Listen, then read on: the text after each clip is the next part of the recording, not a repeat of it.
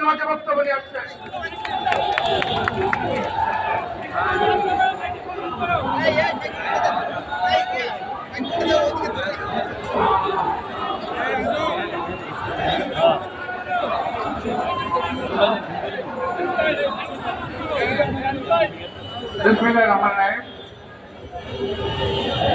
আজকে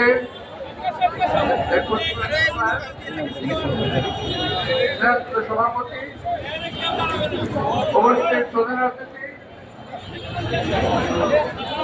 বিএনপি মহাসচিব মির্জা ফখরুল ইসলাম আলমগীর, মহাসচিব ইসলাম সহকারী নেতৃবৃন্দ, আমার সামনে যারা সৈনিক ভাই ও বোনেরা, আসসালামু আলাইকুম। আমি প্রথমেই মিরপুরের সামনে যে ঘটনা ঘটল সেই ঘটনার তীব্র প্রতিবাদ এবং নিন্দা জ্ঞাপন করছি। অতঃপর ওই পরিবারের সকল সদস্যের প্রতি আমি আন্তরিক সহায়তা জ্ঞাপন করছি। যেই ছেলেটাকে হত্যা করা হলো সেই ছেলেটা বিএনপি করত, তার পরিবার পরিজন বিএনপির সমর্থক। একটা ঘটনা ঘটেছে নিঃসন্দেহে মর্মান্তিক, এই ঘটনা সহ্য করার মতো নয়। আমরা এই ঘটনার পুনরাবৃত্তি বাংলাদেশে কখনো দেখতে চাই না। ভাইয়েরা, ঘটনা ঘটল কি আর এর থেকে ফায়দা লুটার চেষ্টা করতেছে কারা, এইটা একটু আপনাদের ভাবতে হবে। পুরো দেশবাসীকে জানতে হবে একটি ঘটনা ঘটছে। আমার সামনে ক্যামেরাম্যান ভাইরা আছে, আমার ছবি তুলছে, আপনাদের ছবি উঠছে, ক্যামেরা ধরে রেখেছে এদিকে। এই ঘটনা যখন ঘটলো ঠিক একইভাবে একজন ক্যামেরাম্যান ঘটনার ছবি তুলেছে, কোন নড়াচড়া নাই, কোন কাপড়ই নাই। খেয়াল করে দেখবেন ভিডিওটি একেবারে মনে হয় তৈরি করা একটা ভিডিও। অর্থাৎ এই ঘটনাটি ঘটবে, ভিডিও করবে, এই বেশির সামনে তুলে ধরবে, জাতির সামনে বিএনপিকে মাথা নত করতে বাধ্য করবে, এমন চিন্তাধারা করেছিল। এই ঘটনার সঙ্গে বাস্তবের এবং সত্যিকারের বিএনপির কোন সম্পর্ক নাই।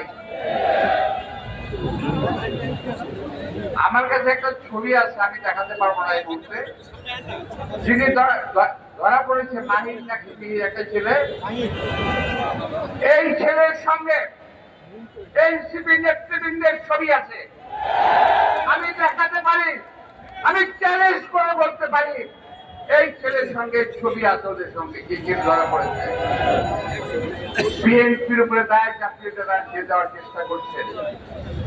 এই মঞ্চে দাঁড়িয়ে আমি শুধু এই মঞ্চ নয়, বাংলাদেশের বিভিন্ন মঞ্চে দাঁড়িয়ে আমি বলেছি বিএনপি ক্ষমতায় যাওয়ার আগেই বাংলাদেশের ক্ষমতায় লোভী কিছু দল বিএনপিকে ক্ষমতাসীন বাবার চেষ্টা করছে এবং বিএনপি ক্ষমতায় আছে এই ভেবে বিএনপির বিরুদ্ধে শত্রুতা করছে, বিএনপিকে আওয়ামী লীগের দিকে ছেড়ে দেওয়ার চেষ্টা করছে। বিএনপি একটি জনপ্রিয় দল, এই দলকে দেশের জনগণ ভালোবাসে, এই দলকে সহজেই জনগণের মন থেকে উঠিয়ে ফেলা যাবে না, যত ষড়যন্ত্রই করেন। আজকে একটি কথা না বলেই নয়, এক লোকের দল, আমার ছোট ভাই মজনু ভালো করে বলে গেছে, আমি বলতে চাই না নামটা, সে ভালো বলছে, আমি তার সাহসের প্রশংসা করছি, সত্যি কথা বলার প্রশংসা করছি। এই লোকটি এবং এক দল তারা বলছে, স্লোগান দিচ্ছে আওয়ামী লীগ গেছে যেই পথে আর বিএনপি যাবে সেই পথে। আরে এত সহজ নাকি? এত সহজ? আমাদের কোথাও যাওয়ার রাস্তা নাই। এই বাংলাদেশ আমাদের স্থায়ী ঠিকানা। এই বাংলাদেশে আপনারা রাজত্ব করবেন। আসার আগে গাড়িতে বসে সোশ্যাল মিডিয়ায় দেখছিলাম ওই ভদ্রলোক সম্বন্ধে, ওই চরমনের বিশ্বাস সম্বন্ধে বলছে যে এই লোকের কোনো ইলম নাই, অর্থাৎ লেখাপড়া করে নাই, অকাক মূর্খ একটি লোক, বলে কোনো দাওরা পড়ে নাই, হাদিস পড়ে নাই, কোরআন পড়ে নাই, কালাম পড়ে নাই, এমন কথা বলছে। ফেসবুকে আসছে, সোশ্যাল মিডিয়ায় আসছে। এমন লোক, এই লোকটি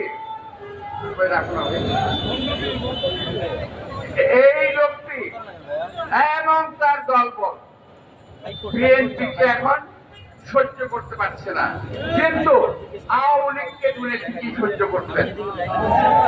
আপনাদের মনে আছে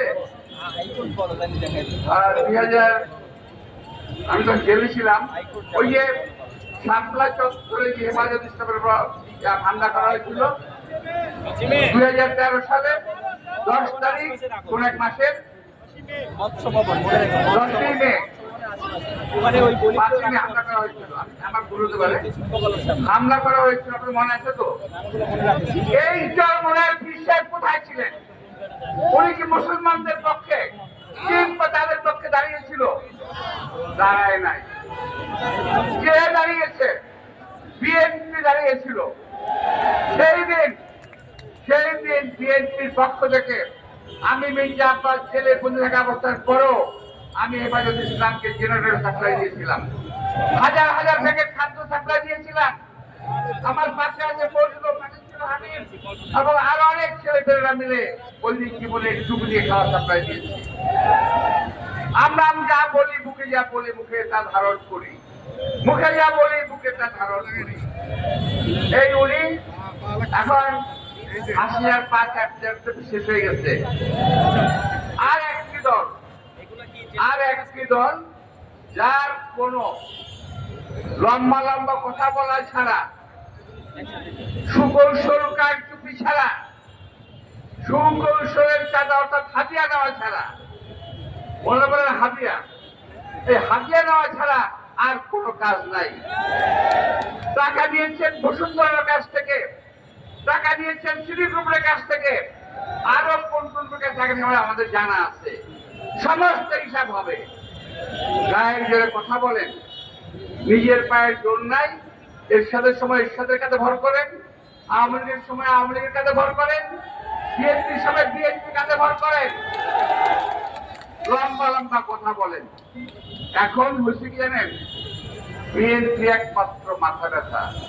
বিএনপিকে যদি শেষ করে দেওয়া যায় তাহলে ওনারা রাজত্ব করতে পারবেন।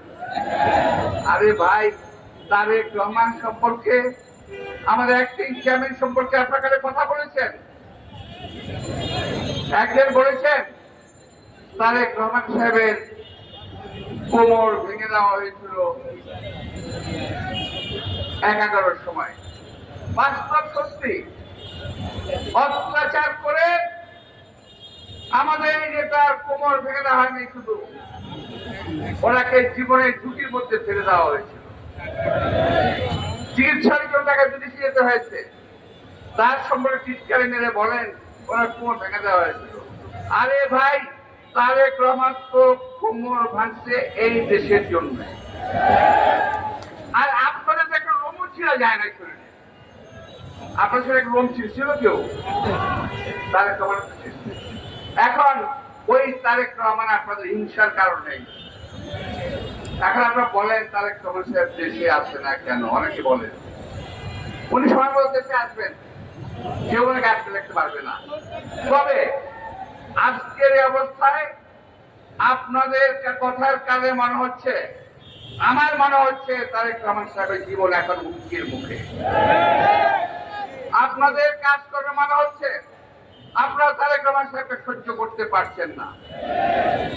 আপনারা সহ্য করতে পারেন বা না পারেন, আমাদের অ্যাক্টিং চেয়ারম্যান তারেক রহমান তার সুযোগ ও নেতৃত্বে দেশকে এগিয়ে নিয়ে যাবে, দলকে এগিয়ে নিয়ে যাবে। মনে রাখতে হবে, বিএনপি ছাড়া বাংলাদেশ কখনোই বিএনপি ছাড়া কারো হাতে নিরাপদ নয়। এই তারেক রহমানের পিতা আমাদের নেতা শহীদ রাষ্ট্রপতি জিয়া রহমান দেশকে স্বাধীন করেছিলেন যুদ্ধ করে।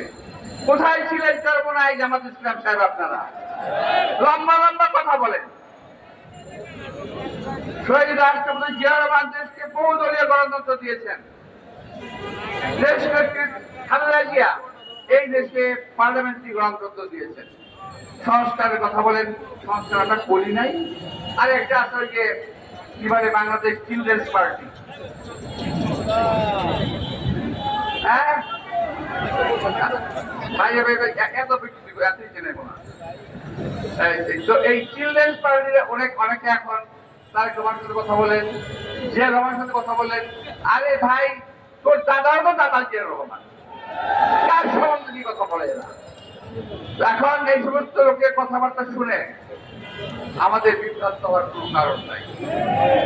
দেশবাসীকে অনুরোধ জানাবো, আপনারা যার ছবি দেখেছেন চুল চেরা বিশ্লেষণ করেন দয়া করে। বিএনপিকে অযথা কেউ যদি আসামির কাঠগড়া দাঁড় করার চেষ্টা করে, দয়া করে আপনারা সেটা মেনে নেবেন না। বিএনপি দেশকে স্বাধীন করেছে, বিএনপি দেশকে স্বাধীন রাখবে ইনশাআল্লাহ। আর বিএনপি ভাইদেরকে অনুরোধ জানাবো, দয়া করে আপনি প্রশ্ন দেখেন, আপনার চাইলে ভাই যদি কোন চোর ডাকাত বদমাইশ থেকে থাকে, এদেরকে একটু চিহ্নিত করেন এখন থেকে। আমাদের বিভিন্ন সময়ে বিভিন্ন ভাবে আমাদের দলের নেতৃবৃন্দের কাঁধে ভর করে হাতে ধরে আওয়ামী লীগের সন্ত্রাসী বৃন্দ দলে ফেরার চেষ্টা করছে। তারা যে কোনো সময় যে কোনো অপকর্ম করবে, এটা থেকে সাবধান থাকবেন। আপনাদের সবাইকে আন্তরিক শুভেচ্ছা ধন্যবাদ জানিয়ে এবং দেশনেত্রী বেগম খালেদা জিয়া তার দীর্ঘায়ু কামনা করে, আমার নেতা তারেক রহমান তার দীর্ঘায়ু কামনা করে, যদি তার সম্পর্কে কোনো অপবাদ কেউ অনর্থ থাকেন, ইনশাআল্লাহ আমরাও তাকে ছাড়বো না।